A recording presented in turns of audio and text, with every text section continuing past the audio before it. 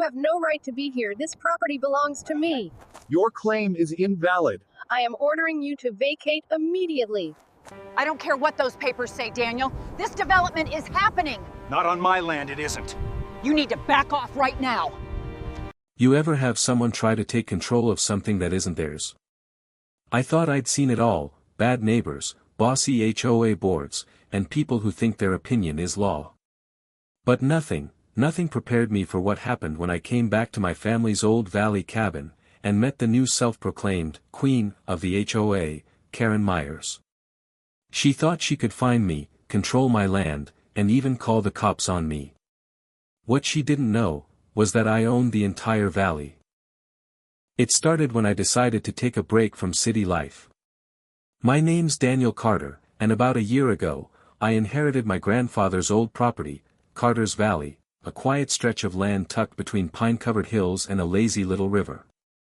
I grew up spending summers there, fishing, hiking, and fixing fences with Grandpa.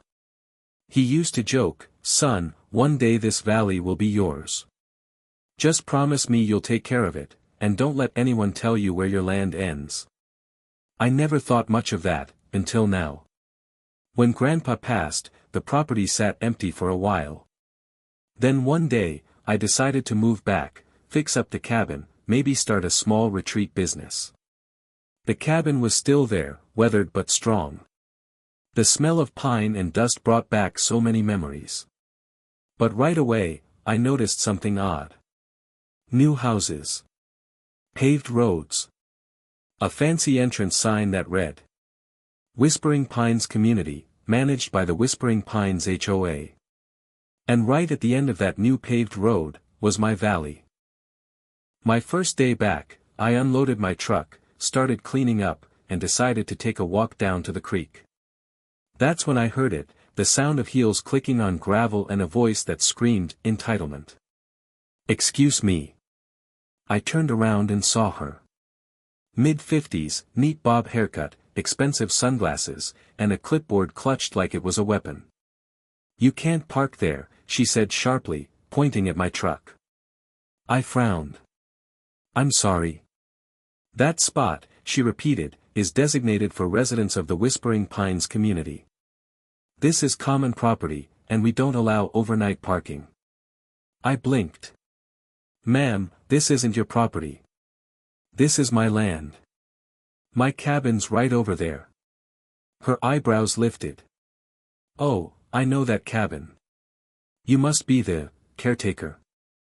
I bit back a laugh. "No. I'm the owner." That's when her tone shifted. "Oh, I think you're mistaken. Whispering Pines purchased all the land along this road 5 years ago. It's part of our HOA jurisdiction now." I raised an eyebrow. "Really?" "Because I have the deed that says otherwise." She sniffed. "We'll see about that." And with that, she turned, heels clicking away, muttering something about property violations. That's when I knew, this wasn't going to be simple. 2 days later, I got a bright yellow envelope nailed, yes, nailed, to my front door. Notice of HOA violation, unauthorized renovation, unregistered vehicle, and improper landscaping. Fine, $500. I nearly choked laughing. My unauthorized renovation was me painting the porch. My unregistered vehicle was my truck parked in my driveway. And improper landscaping. I guess that was the wildflowers my grandfather planted 40 years ago. That's when my friend and local surveyor, Ben, stopped by. Ben whistled when he saw the letter. "Oh boy. You've met Karen, huh?" I nodded. "You know her?" "Everyone knows her," he said. "She's been trying to expand the HOA boundary ever since the developer sold half their lots. But she can't touch your land, you've got valley rights. It's all deeded from before the subdivision even existed." "Good," I said. "Then I'll handle this the easy way." A week later, I caught Karen and 2 men in orange vests surveying my land. I walked right up to them. "Can I help you?" Karen didn't even look at me. We're marking community trail access points.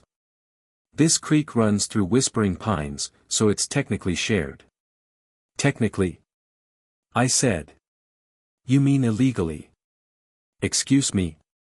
This entire creek, from the ridge to the road, is on my deed. You're trespassing. She glared. We'll see what the county says. Please do, I said. I'd love for them to see your survey tape all over private property. They left, but that night, I noticed someone had driven nails into my mailbox. It wasn't just about land anymore. It was personal. The next morning, flashing lights. 2 county deputies pulled up. One approached me while Karen stood smugly across the road, arms crossed. Mr. Carter, the deputy said, we got a complaint about an unpermitted structure, your cabin. I stared at him. This cabin's been here since 1968. He sighed. I figured as much. Karen here filed a report claiming you were running an illegal Airbnb business. I turned to her. Are you serious? She just smiled. The HOA has to maintain standards. The deputy rolled his eyes. You're fine, sir. Sorry for the trouble. As they left, Karen yelled, You'll regret this, Mr. Carter. And I muttered to myself, No, Karen. You will. I met with Ben and my lawyer, Martha Lee, the next day. Martha looked through my grandfather's files, smirking. Daniel, she said, your property isn't just the cabin.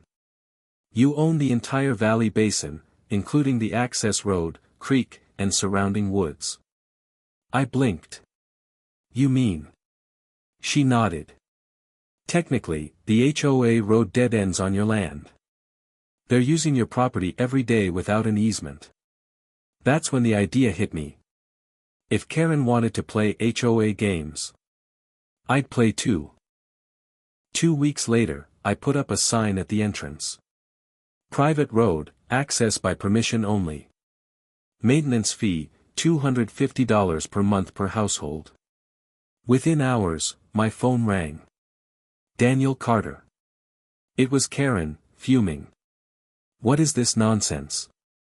Just business, I said calmly. You're using my road. I'm charging a maintenance fee. The same way you charge HOA dues. You can't do that.